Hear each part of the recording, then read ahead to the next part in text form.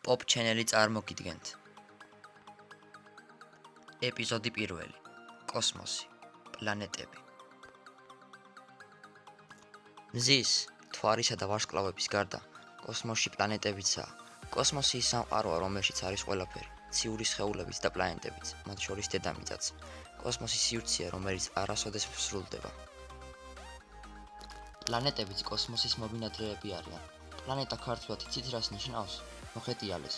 პლანეტას მართლაც შეუძლია მოძრაობა, აქვს თავისი ორბიტა და მოძრაობს მის ირგვლივ. სწორედ ამის გამო დაარქვეს მოხეტიალე. პლანეტები მზესთან ახლოს მდებარეობენ და ამიტომაც მათზე მეცნიერები ამბობენ, რომ პლანეტები მზის სისტემაში ცხოვრობენო. მზის სისტემაში სულ 9 პლანეტა აღმოაჩინეს მეცნიერებმა. მოდით სათითაოდ გავიცნოთ ისინი და ვნახოთ რა ხდება პლანეტებზე. მერკური. ეს პლანეტა მზესთან ყველაზე ახლოს მდებარეობს. მისი დანახვა დედამიწიდანაც შეიძლება დილით ან შებინდებისას. მერკური მეცნიერებმა კარგად ვერ დაათვალიერეს და შეისწავლეს, რადგან მასთან ახლოს მხოლოდ ერთმა კოსმოსურმა ხომალდმა მიაღწია.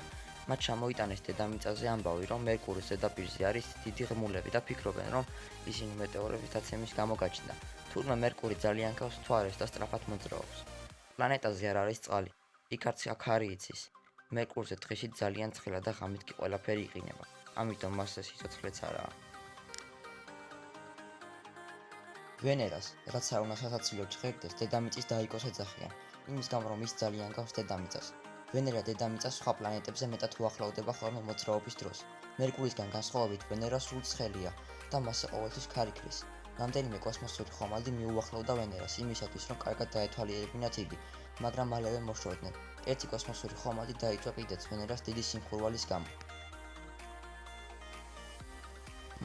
სახლი, ტკბილი სახლი. დედამიწა ის პლანეტაა, რომელზეც ჩვენ ცხოვრობთ. ის ერთადერთი პლანეტაა, სადაც სიცოცხლეა შესაძლებელი. დედამიწაზე წყალიცაა და ხმელეთიც. ხმელეთს მოძრაობა შეუძლია, თუმცა მას ჩვენ ვერ ვხედავთ და ვერ გრძნობთ, მაგრამ გრძნობთ მიწის ძვრებს. თურმე მიწისძვრის დროს დედამიწის ფორმა იცვლება. ამბობენ, რომ ადრე ამერიკის და აფრიკის კონტინენტი შეერთებული იყო და მერე დაშორდნენ ერთმანეთსო. ახლა შეიძლება ორი კონტინენტი ერთმანეთს მიუახლოვდეს და შეერთდეს. დედამიწაზე სიცოცხლე იმიტომაა, რომ ჩვენ გვაქვს მზის სითბო, სინათლე, წყალი და ჰაერი. აბა გამოიცანით მეოთხე პლანეტა რომელია? დიახ, გამოიცანით, ეს მარსია. მარსი დედამიწიდან მოწითალო ფერის ჩანს და მას წითელ პლანეტასაც უწოდებენ. მარსზე ძალიან ბევრი ვულკანია და მისი ზედაპირი ძალიან მთაგორიანია. რადგან ვულკანის ამოფრქვევების შედეგად მთები ჩნდება მარსზე. მეცნიერებმა მარსზე ნახეს დამშრალი მდინარეები და ფიქრობენ, რომ ადრე მარსზე წყალი იყო. ეს პლანეტა ძალიან აინტერესებს ასტრონომებს. ამის გამო 2040 წლისთვის ამერიკელებმა დაგეგმეს, რომ მარსზე პირველი ადამიანი გაუშვან. იუპიტერი უდიდესი პლანეტაა მზის სისტემაში. ის იმდენად დიდია და იმდენად მძლავრი მიზიდულობის ძალა აქვს, ადამიანი რომ იუპიტერზე მოხვდეს, ნაბიჯსაც ვერ გადაადგამს. იუპიტერი, რომელთა მთავარი ღვთაების სახელია. სწორედ მის საპატივსაცემლოდ ეწოდა ყველაზე დიდ პლანეტას ეს სახელი. სატურნის სურათებზე ყოველთვის დიდი რგოლით არის აღბეჭდილი. თურმე ეს რგოლი ყინულები და წვრილი ქვების ნატეხები ყოფილა. მიზიდულობის ძალით ეს ნატეხები აქეთ-იქით ვერ ცვივა და სატურნს გასაკრავს.